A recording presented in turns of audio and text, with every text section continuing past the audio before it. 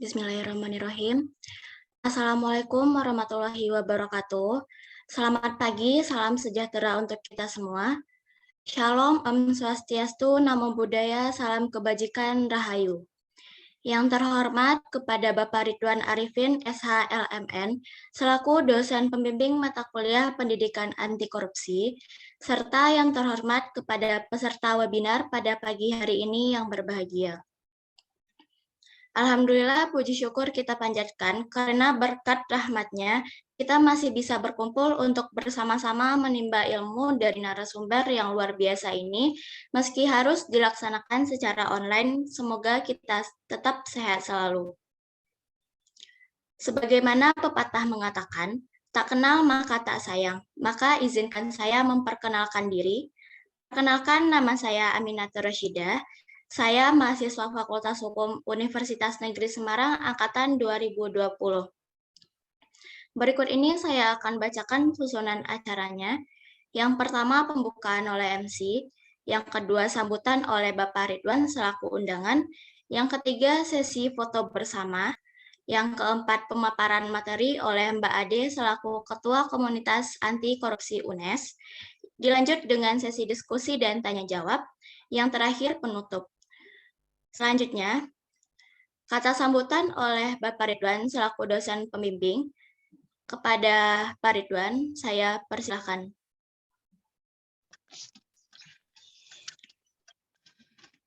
Oke, baik. Assalamualaikum warahmatullahi wabarakatuh. Waalaikumsalam warahmatullahi wabarakatuh, Pak. Selamat pagi, salam sejahtera buat semuanya. Terima kasih untuk teman-teman panitia. Terima kasih banyak untuk Mbak Ade, Ketua Komunitas Anti Korupsi Mahasiswa Universitas Negeri Semarang yang telah berkenan sharing ilmunya di pagi hari ini bersama teman-teman kelas pendidikan anti korupsi. Yang pertama saya mau menyampaikan bahwa kegiatan webinar ini menjadi salah satu kegiatan yang meskipun di tengah bulan puasa, saya mengapresiasi bahwa kegiatan ini masih berlangsung dengan baik gitu di tengah keterbatasan meskipun secara online dan semacamnya. Nah, saya berharap nanti dari kegiatan ini bisa banyak muncul gerakan kreatif, inovatif dari teman-teman komunitas anti korupsi dan juga teman-teman di mata kuliah pendidikan anti korupsi, karena di Fakultas Hukum UNES itu ada mata kuliah pendidikan anti korupsi yang berharap nanti muncul gerakan-gerakan edukasi pencegahan anti korupsi di berbagai sektor atau melalui berbagai kegiatan inovasi. Jadi sekali lagi sukses dan lancar untuk kegiatannya. Terima kasih banyak untuk segala bantuannya. Ada teman-teman panitia, ada MC Mbak Amin, ada moderator Mas Saman, dan teman-teman panitia yang lainnya yang saya nggak sebutin satu persatu. Terima kasih banyak dari saya. Semoga bermanfaat. Sekian, Assalamualaikum warahmatullahi wabarakatuh. Waalaikumsalam warahmatullahi wabarakatuh. Terima kasih kepada Pak Ridwan atas sambutannya. Selanjutnya sesi foto bersama. Kepada peserta yang belum on cam bisa on cam dulu.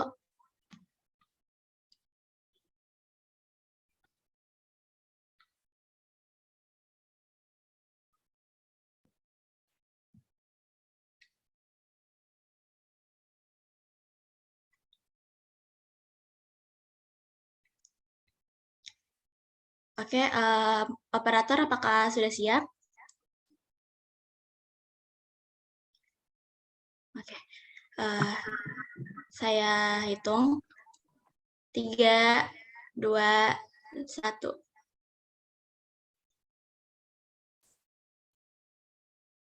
Oke, lagi 3, 2, 1.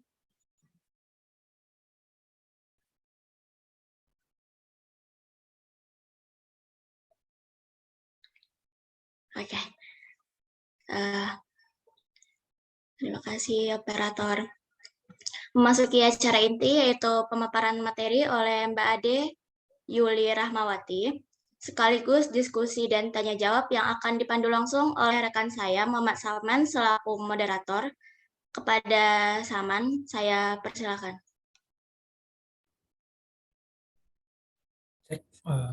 Assalamualaikum warahmatullahi wabarakatuh.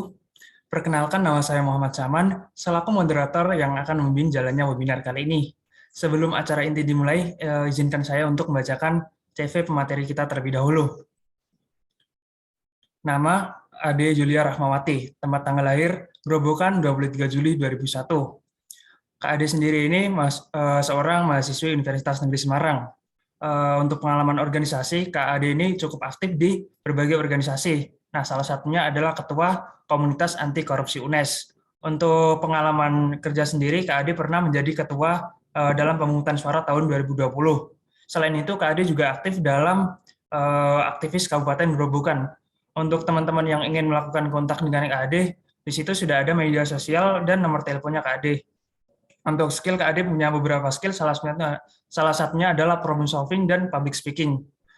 Mungkin tanpa berlama-lama lagi, kita akan memasuki materi inti. Untuk Kak Ade, waktu dan tempat kami persilakan.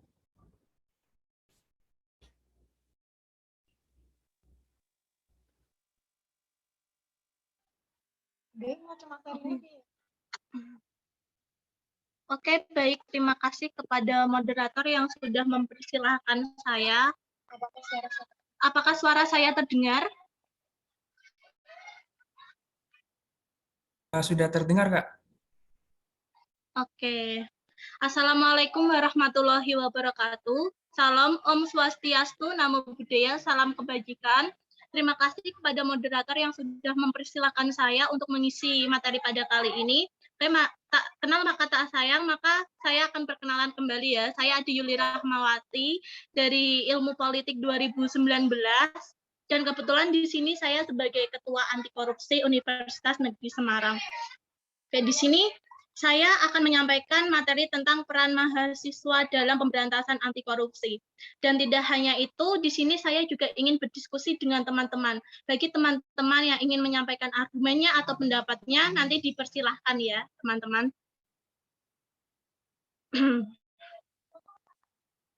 Gimana nih teman-teman kabarnya? Saya rasa teman-teman baik semua ya kabarnya, walaupun puasa tidak mengurangi semangat kita pada pagi hari ini. Oke, membahas tentang korupsi. Sebelum membahas tentang korupsi, kita akan mengenal terlebih dahulu tentang apa itu KPK. KPK itu adalah Komisi Pemberantasan Korupsi. Nah, apa sih tugas KPK itu? Mungkin ada yang tahu, bisa raise hand atau menulis di kolom chat tentang tugas KPK. Oke, saya beri waktu 5 menit ya, buat teman-teman yang tahu tentang tugas KPK.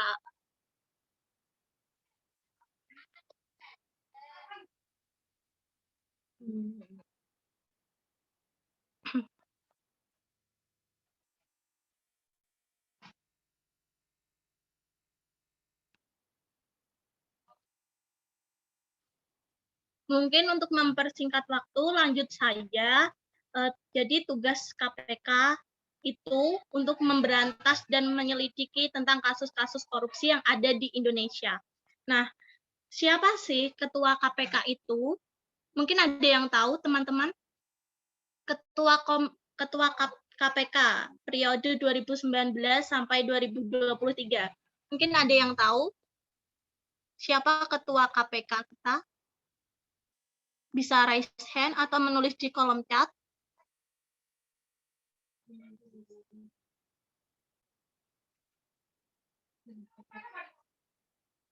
Oke, mungkin untuk mempersingkat waktu kita lanjut saja ya. Ketua KPK untuk periode 2019 hingga 2023 itu adalah Bapak Firly Bahuri.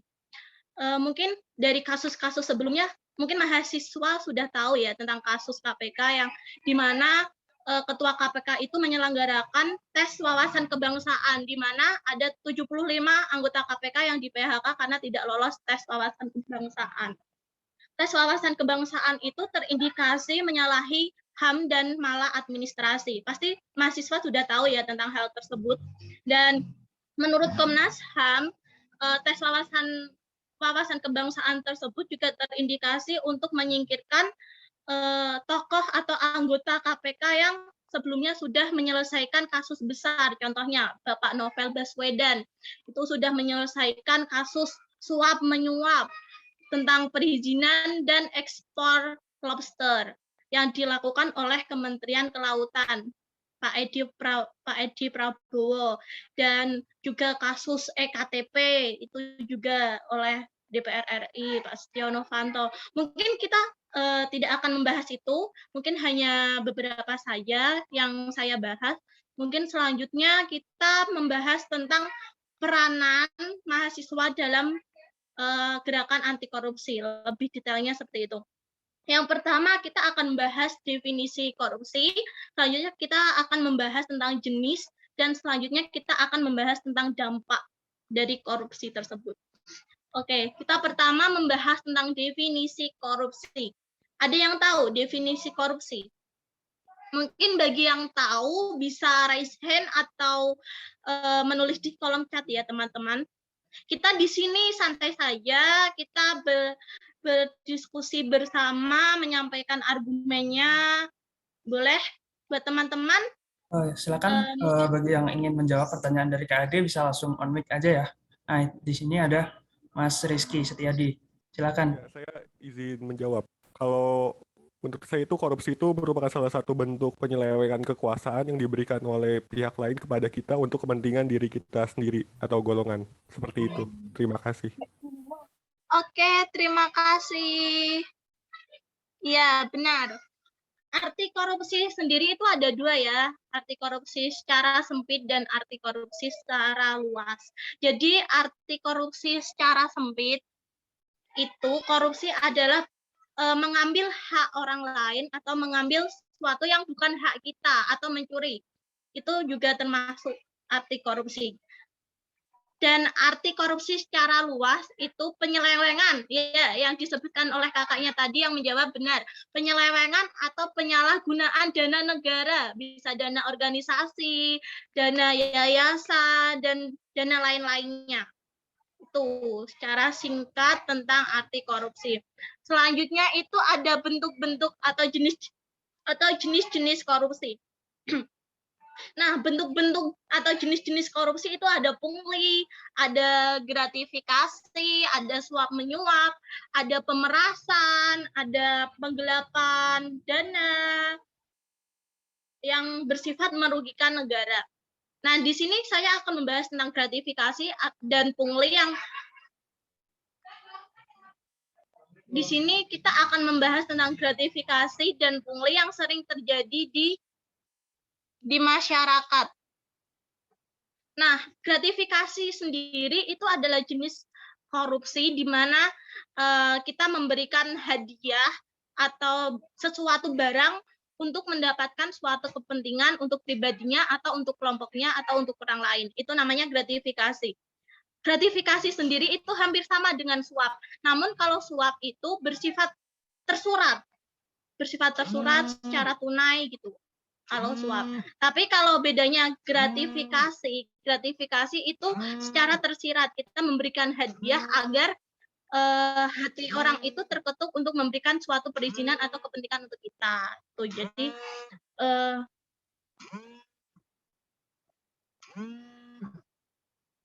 apakah suara saya terdengar?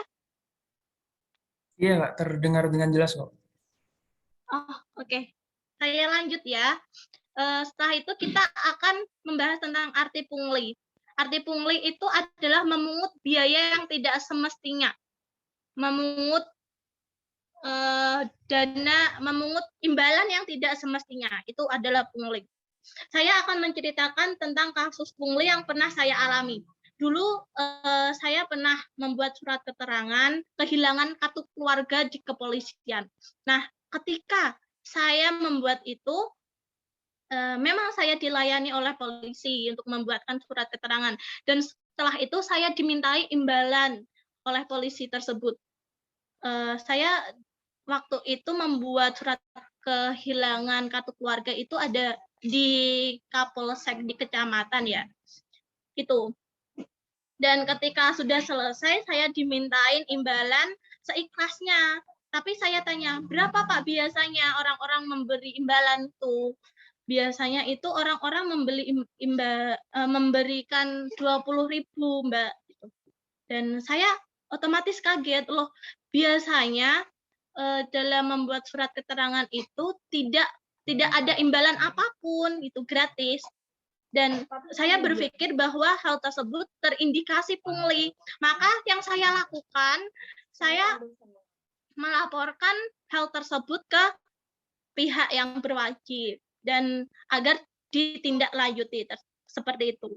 Itu adalah sifat yang disebut pungli yang tadi saya ceritakan. Oke, lanjut. Itu ada dampak dari korupsi.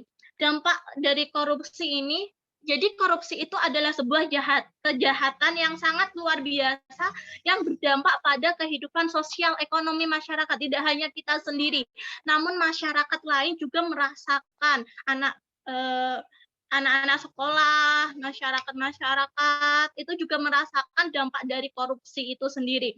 Nah, salah satunya itu memperlambat pembangunan atau infrastruktur. Itu biasanya jika ada korupsi yang dilakukan oleh aparatur desa atau kepala desa kita. Tuh. Nah, selanjutnya juga berdampak pada pendidikan.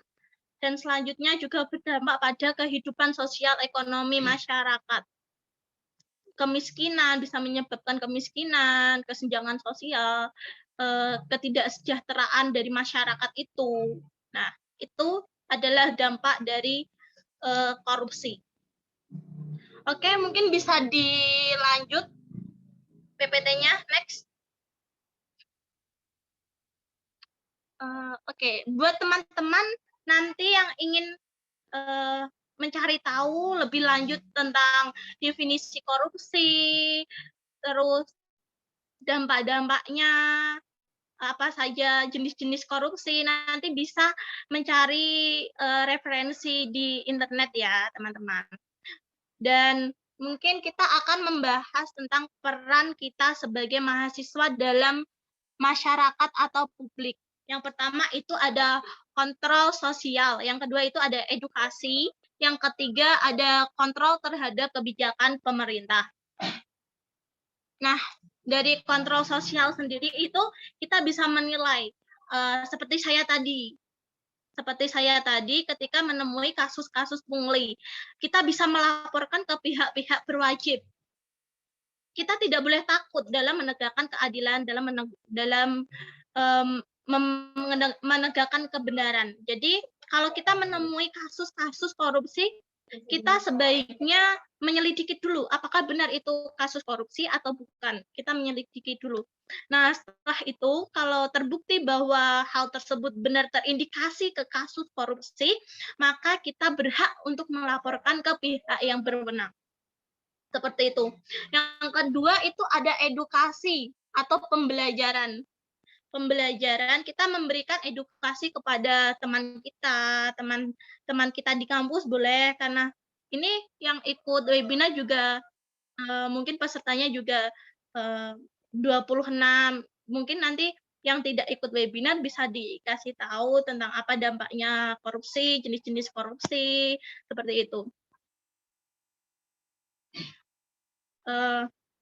Selanjutnya itu sebagai kontrol terhadap kebijakan pemerintah.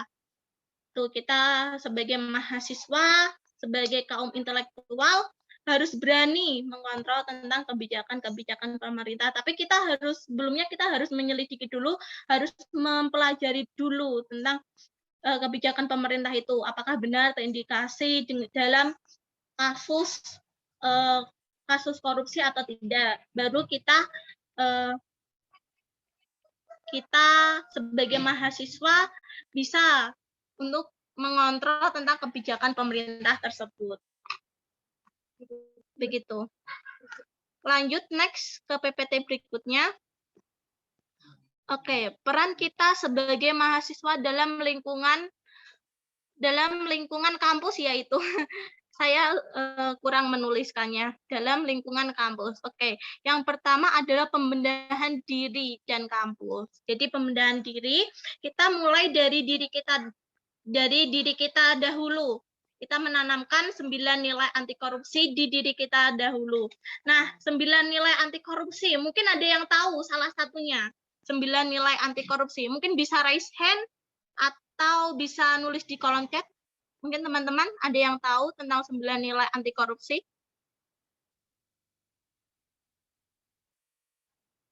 Bisa nulis di kolom chat.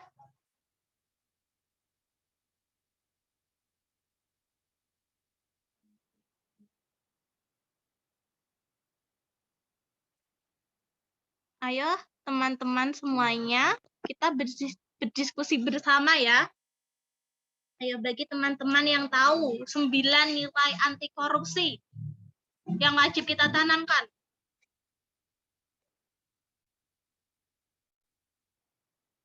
Ya, kejujuran. Mungkin ada lagi dari teman-teman? Kepedulian, Kak. Iya, benar, kepedulian. Terus apa lagi? Ada yang tahu lagi? Kemandirian, kedisiplinan, tanggung jawab, kerja keras, Ya. kesederhanaan, keberanian, dan keadilan. Iya, betul. Siapa tadi yang menjawab? Saidatul Aula. Oh iya, terima kasih Kak Saida. Ya, jadi 9 nilai anti korupsi itu ada berani. Kita harus berani menegakkan kebenaran, berani untuk melaporkan tentang tindakan-tindakan yang terindikasi korupsi. Kita sebagai mahasiswa harus berani, jangan takut. Kita harus tegas. Yang kedua itu adalah tanggung jawab. Yang ketiga ada kemandirian. Yang keempat ada kejujuran. Yang kelima ada kepedulian, kedisiplinan, kerja keras, sederhana, dan selanjutnya ada keberanian. Tadi keberanian udah saya sebutkan. Mungkin itu kurang lebihnya. Ada 9 nilai anti korupsi. Yang kedua, mengkritisi kebijakan yang ada di kampus nih. Saya ambil contoh saja ya, kemarin dari mahasiswa FH itu Kak Franz Joshua Napitu yang melaporkan rektor kepada KPK sehingga Kak Franz Joshua itu diskorsing selama 3 bulan. Itu termasuk tindakan berani ya, mengkritisi kebijakan-kebijakan yang ada di kampusnya. Itu setahu saya kemarin Kak Franz Joshua Napitu itu melaporkan tentang kasus tentang penyalahgunaan atau penyelewengan dana kampus, tahu saya. Itu saya sangat mengapresiasi sekali karena keberaniannya Kak Franz Joshua untuk melaporkan pihak rektor ke KPK, walaupun resikonya beliau mendapatkan skorsing selama 3 bulan. Selanjutnya itu kasus korupsi yang ada di Universitas Negeri Semarang itu sebenarnya banyak sekali ya. Salah satunya tadi, yang kedua, terus ada pelaporan 17 dosen yang menyalahgunakan atau penyelewengan dana penelitian. Pasti udah pada tahu ya ini. Tapi untung itu tidak terbukti ya, dana pelaporan itu tidak terbukti karena 100% dana penelitian ditransferkan kepada mahasiswa. Selanjutnya yang ketiga itu ada melaporkan penyelewengan. Tadi sudah saya bahas di yang pertama tadi. Yang keempat itu ada edukasi. Edukasi kita bisa mengikuti komunitas anti korupsi untuk mengedukasi teman-teman kita untuk mengedukasi. Kemarin di komunitas anti korupsi juga mengadakan sosialisasi anti korupsi di SD, di sekolah dasar, termasuk edukasi. Dengan menyelenggarakan webinar ini juga termasuk ke dalam edukasi, ke dalam peranan kita sebagai mahasiswa untuk mengedukasi teman-teman kita. Mungkin bisa lanjut next PPT-nya.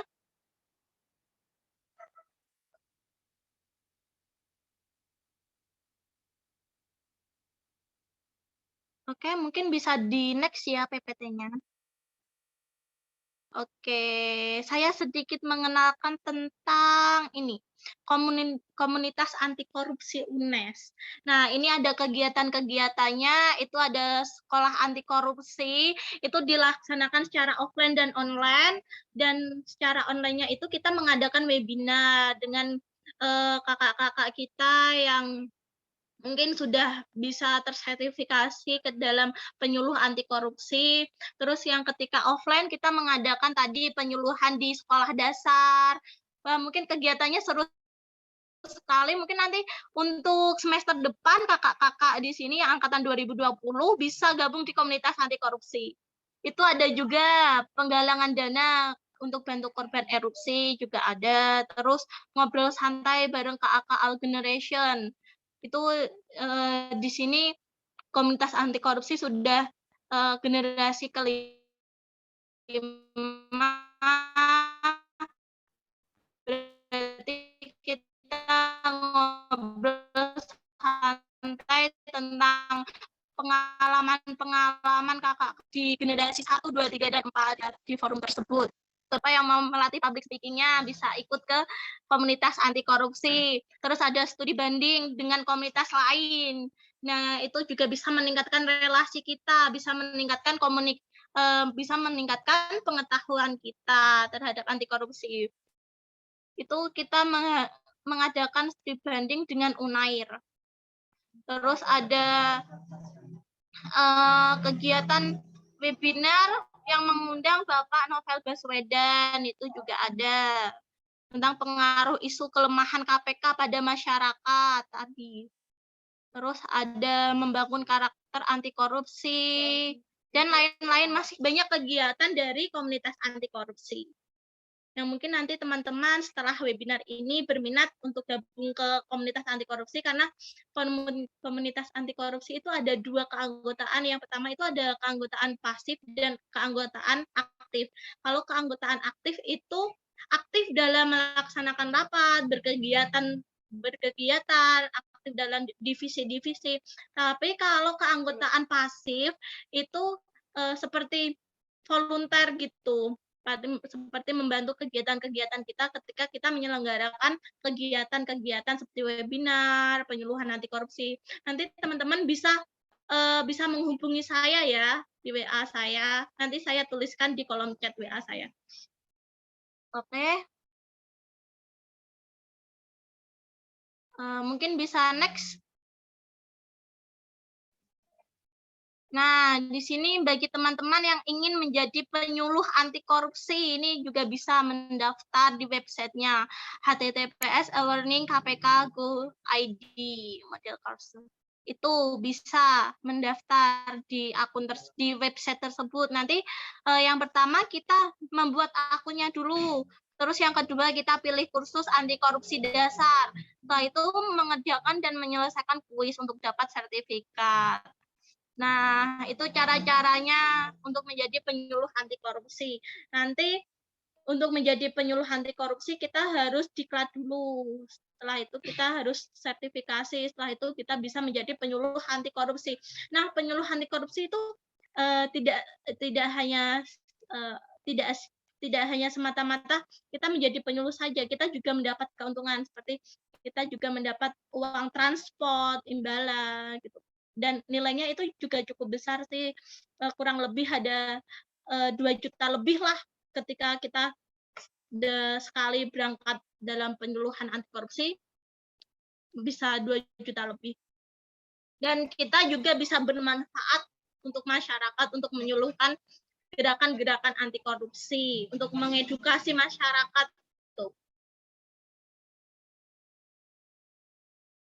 Mungkin bisa next. Oke, udah selesai ya. Ini waktunya tersisa ya, Kak, ini. Iya, Kak. Untuk sesi selanjutnya adalah kalau sudah selesai dari Kak Ade, kita akan lanjut sesi tanya jawab nih, Kak, kalau dari Kak Ade. Oke, baik. Itu ya, nanti pertanyaannya ditampung dulu, nanti buat teman-teman yang mau bertanya bisa raise hand atau menulis di kolom chat. Oke, Kak. Terima kasih. Baik, saya akan memandu jalannya sesi tanya jawab pada webinar kali ini. Bagi teman-teman yang ingin bertanya, silakan untuk mengaktifkan mic dan menyebutkan nama serta pertanyaannya. Saya persilakan. Atau mungkin kalau ada kendala bisa bertanya lewat kolom komentar.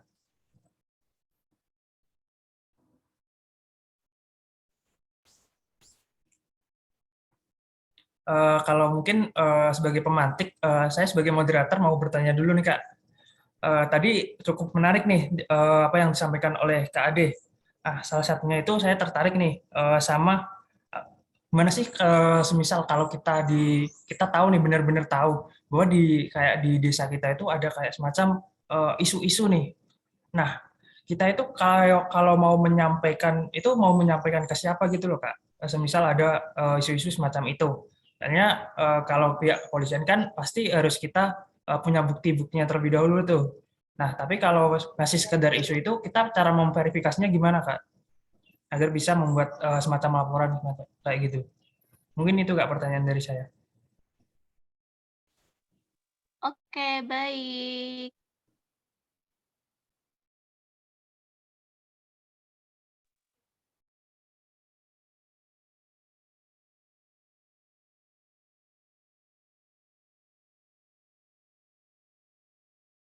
Silakan bagi teman-teman lain yang ingin bertanya.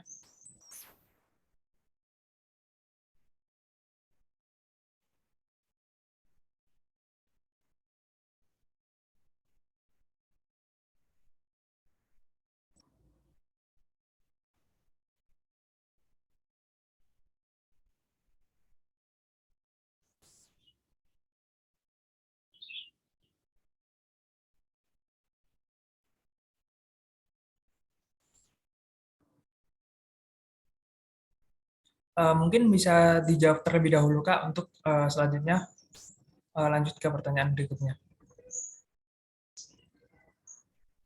Oke, saya jawab ya.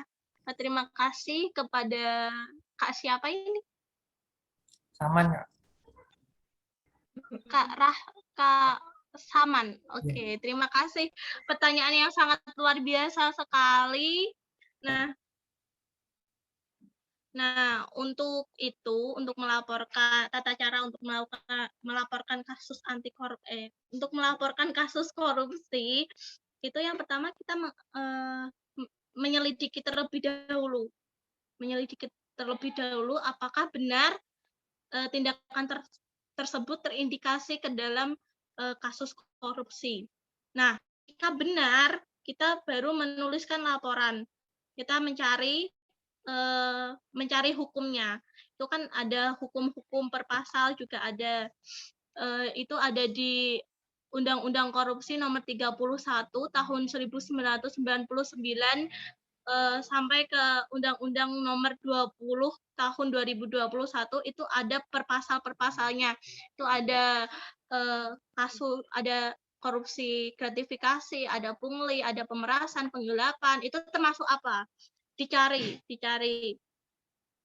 pasal-pasalnya, hukumnya itu terdapat di pasal apa. Setelah itu juga jika sudah ketemu itu di pasal berapa, ayat berapa, jika sudah ketemu, baru kita laporkan ke kabupaten terlebih dahulu. Contohnya kemarin saya membuat KTP dan membuat KK. Namun di kecamatan tersebut juga ada oknum yang terindikasi ke dalam korupsi. Maka kebetulan saya juga mengikuti Partai Demokrasi Indonesia, dan di situ bupati di Kabupaten Grobogan itu termasuk ke fraksi PDI Perjuangan. Jadi akses saya juga luas di situ. Jadi saya bisa melaporkan secara langsung ke bupati. Setelah saya menyelidiki terlebih dahulu, sebenarnya kan kalau membuat KK dan KTP itu tanpa biaya ya, tanpa pungutan. Namun ada salah satu oknum di kecamatan tersebut yang meminta biaya untuk pembuatannya. Jadi saya rasa hal tersebut termasuk pungli, dan saya melaporkan ke bupati. Karena sebenarnya itu udah tugas mereka untuk melayani masyarakat gitu. Jadi tidak ada pungutan-pungutan apapun dalam pembuatan KK atau KTP. Jadi saya melaporkan ke bupati langsung dan langsung ditindaklanjuti seperti itu. Mungkin apakah sudah jelas, Kak Saman? Terima kasih Kak atas jawabannya, sangat luar biasa sekali. Mungkin dari saya sudah cukup jelas. Dari teman-teman yang lain, mungkin kalau ada pertanyaan bisa langsung ditanyakan untuk bisa on mic atau bertanya di kolom chat. Mungkin satu pertanyaan lagi ya Kak, soalnya ini saya ada acara setelah ini. Oke Kak, baik. Mungkin saya izin masuk ke sana. Sebelumnya, perkenalan, nama saya Riko Immanuel Purba, selaku panitia. Saya ingin bertanya kepada Kak Yudi. Saya ada 2 pertanyaan. Pertanyaan ini adalah pertanyaan dasar, yang mungkin masih ada yang belum paham mengenai korupsi. Menurut Kak Yudi sendiri, apakah korupsi itu hanya berupa uang saja, atau bukan uang saja? Mungkin Kak Yudi bisa menjelaskan kepada kami. Kemudian pertanyaan kedua mengenai 9 nilai tadi. Menurut kakak sendiri, di umur berapakah seharusnya korupsi itu diajarkan kepada kita sebagai mahasiswa? Karena pengalaman saya dari TK, SD, SMP, sampai SMA itu hanya pengertiannya saja, tapi tidak diajarkan tindakan-tindakan. Mungkin itu saja Kak Yuli, terima kasih.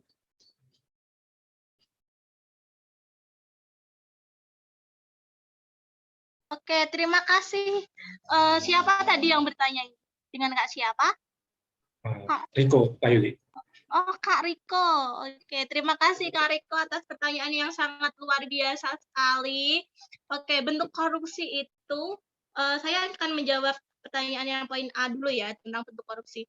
Jadi bentuk korupsi itu tidak hanya dalam bentuk uang, tapi korupsi itu bisa dalam bentuk penggunaan atau penyalahgunaan fasilitas, terus penyalahgunaan jabatan seperti tadi Pak Setio Novanto yang menyalahgunakan jabatannya sebagai DPR RI untuk korupsi EKTP, dan tadi ada juga Pak Edi Prabowo yang menyalahgunakan jabatannya sebagai Kementerian Kelautan untuk memberikan perizinan terhadap perizinan ekspor lobster tersebut.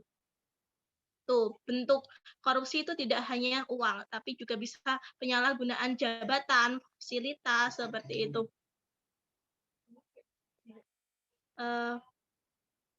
Dan untuk pendidikan anti korupsi itu setahu saya ya bisa dikasih sejak dini, sejak sekolah dasar, karena dari sekolah dasar pun juga rentan untuk melakukan korupsi, karena korupsi itu tidak hanya uang ya, juga bisa kecurangan, menyontek, itu juga korupsi.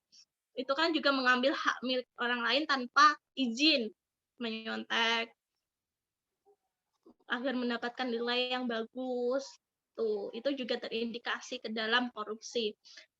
Mungkin dari kelas 1 bisa diberikan edukasi, karena kemarin di KAK juga melakukan kegiatan penyuluhan anti korupsi itu kepada adik-adik kelas 1 sampai ke adik-adik kelas 3 itu sudah dikasih pendidikan anti korupsi seperti itu.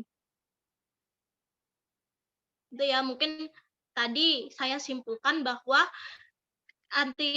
kegiatan korupsi itu tidak semata-mata berupa uang seperti itu, tapi bisa semata-mata berupa penyelewengan jabatan, kecurangan, itu juga termasuk ke dalam korupsi. Tuh. Mungkin dari Kak Riko ada yang kurang dalam penyampaiannya atau masih ada yang belum dimengerti? Sudah cukup Kak, sudah ketemu jawabannya Kak. Terima kasih Kak. Oke, terima kasih. Baik, terima kasih Kak Ade atas pemaparan materi dan jawabannya. Mungkin karena Kak Ade ada kesibukan lain, jadi mungkin kita akan mengakhiri ya webinar kali ini. Tapi sebelum mengakhiri, saya ucapkan terima kasih yang sebesar-besarnya kepada Kak Ade, dan saya sedikit menyimpulkan dari pemaparan materi dari Kak Ade. Yang pertama adalah korupsi. Korupsi adalah perbuatan melawan hukum dengan tujuan memperkaya diri sendiri. Dampaknya itu sangat luas sekali korupsi ini. Yang salah satunya adalah memperlambat pembangunan, kemudian berdampak pada pendidikan, kemudian setelah itu juga kemiskinan, ketidaksejahteraan masyarakat, dan lain sebagainya. Peran kita sebagai mahasiswa dalam masyarakat, dalam menanggulangi korupsi bisa dilakukan salah satunya adalah kontrol sosial, kemudian melakukan edukasi tentang gerakan anti korupsi, serta kita bisa melakukan kontrol terhadap kebijakan pemerintah. Ya, selaku kita mahasiswa bagi kaum intelektual. Selain itu kita dalam lingkungan kampus juga bisa melakukan gerakan anti korupsi dengan menanamkan 9 nilai anti korupsi. Mungkin itu saja yang bisa saya simpulkan. Setelah ini saya kembalikan ke MC. Silakan ke Kak Aminatul Sidah untuk menutup acara kita ini. Oh ya, saya ingatkan kembali. Untuk peserta jangan lupa mengisi presensi kehadiran untuk nantinya akan diisi sertifikat webinar ini. Oke, baik. Alhamdulillah, sampailah kita di penghujung acara. Terima kasih kepada Kak Yuli, kepada Mas Aman, dan terima kasih kepada peserta yang sudah mengikuti acara ini dari awal sampai akhir. Semoga kita dapat ilmu dan dapat mengimplementasikan dalam kehidupan sehari-hari. Saya selaku MC sekaligus mewakili teman-teman panitia pamit undur diri dan memohon maaf sebesar-besarnya. Apabila ada kata-kata yang tidak berkenaan di hati kakak-kakak, saya mohon maaf. Saya akhiri, wabillahi taufik wal hidayah. Wassalamualaikum warahmatullahi wabarakatuh. Waalaikumsalam warahmatullahi wabarakatuh. Terima kasih Kak Ade, sangat luar biasa materinya. Terima kasih, Kak. Terima kasih Kak, terima kasih kakak-kakak semuanya. Saya izin live ya. Iya Kak. Oh ya, ini Kak.